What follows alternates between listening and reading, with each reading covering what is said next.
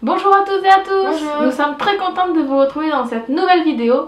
Aujourd'hui on va parler d'un sujet qui nous a été beaucoup demandé, c'est le permis de conduire et le diabète. Donc dans cette vidéo on va vous parler de ce que dit la loi à ce sujet, les procédures quand on s'inscrit au permis de conduire et ce que nous on en pense.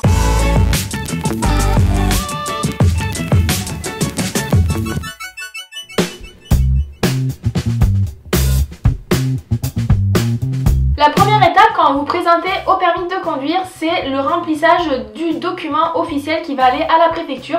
Donc c'est le document, c'est le CERFA 14 866 01 que l'auto-école est censée remplir avec vous avant d'envoyer à la préfecture. Donc c'est le CERFA de demande de permis de conduire. Donc c'est un document officiel qui vous demande toutes les informations générales du style nom, prénom, date de naissance et tout ça. Ensuite il y a une colonne le candidat déclare. Donc si par exemple vous avez des difficultés à lire le français ou si vous avez besoin d'une voiture aménagée.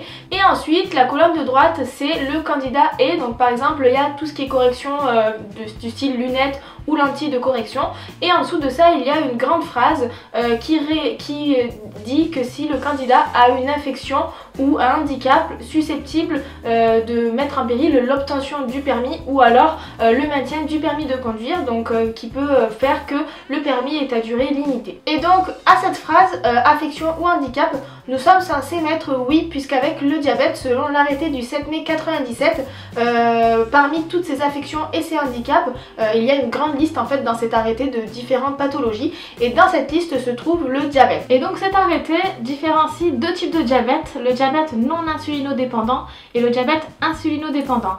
Et pour ce diabète insulinodépendant, il différencie aussi deux groupes de permis de conduire.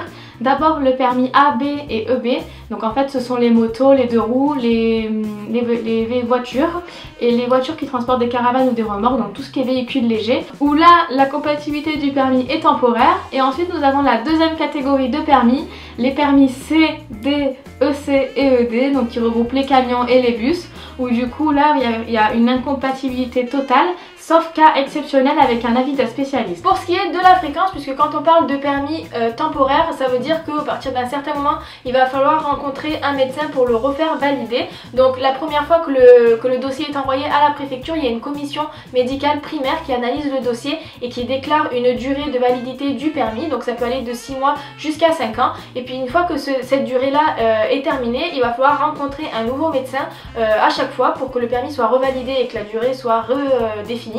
Et ce médecin fait partie d'une liste de médecins agréés qui a été faite par la préfecture. Donc dans chaque région il y a une liste de médecins agréés, donc on ne peut pas rencontrer n'importe quel médecin, et donc à chaque fois il va falloir re-rencontrer un nouveau médecin pour refaire valider le permis de conduire. Et selon l'arrêté du 1er février 2016, cette visite n'est pas gratuite, elle coûte 33 €.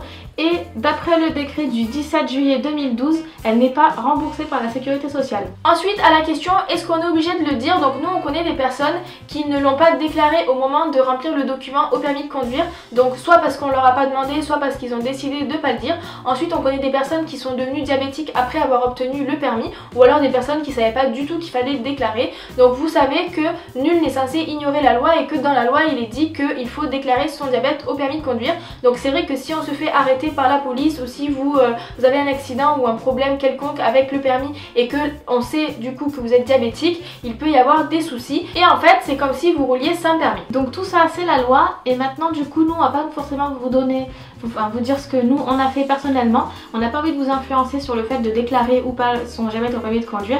Par contre on va vous donner notre avis. Alors nous concernant cela, on trouve ça, voilà, c'est la loi, mais on trouve ça injuste. Parce que la loi elle date de 1997. En 1997 il n'y avait pas les mêmes traitements qu'aujourd'hui. La loi elle n'a pas forcément évolué en même temps que l'évolution des traitements du diabète, et certaines personnes diabétiques conduisent beaucoup mieux que d'autres personnes qui ne sont pas diabétiques. Hormis la loi qui est injuste, ce qui est très injuste aussi, c'est que la consultation ne soit pas remboursée. On est un peu obligé finalement de faire des consultations régulièrement et de la payer avec notre argent, et ça c'est complètement injuste, d'autant plus que nous en tant que personnes diabétiques on rencontre notre endocrino tous les 3 mois. Donc on a un bilan tous les 3 mois, que ce soit hémoglobine glyquée, glycémie, poids, taille, etc. Donc c'est vrai qu'on a un suivi régulier et on préférait largement faire la visite tous les 3 mois chez notre endocrino pour refaire valider le permis plutôt que de le faire tous les 5 ans chez un médecin agréé qui ne connaît presque rien du diabète, parce que finalement à part nous demander si on fait des hypos ou des hyper, puisque c'est ce qu'on fait finalement tout le temps, il nous demande pas grand chose et c'est plutôt juste de le faire chez l'endocrino qui connaît très bien le diabète et très bien ses patients plutôt que chez un médecin agréé qui connaît pas du tout le patient. Voilà, on espère que cette vidéo vous aura plu. N'hésitez pas à nous dire en commentaire si vous avez des expériences avec des médecins agréés par rapport au permis de conduire, votre avis aussi par rapport à la déclaration du diabète au permis de conduire. N'hésitez pas aussi à vous abonner à la page Facebook, à la chaîne YouTube pour nous suivre en cas de nouvelles vidéos. Merci d'avoir suivi cette vidéo et à bientôt.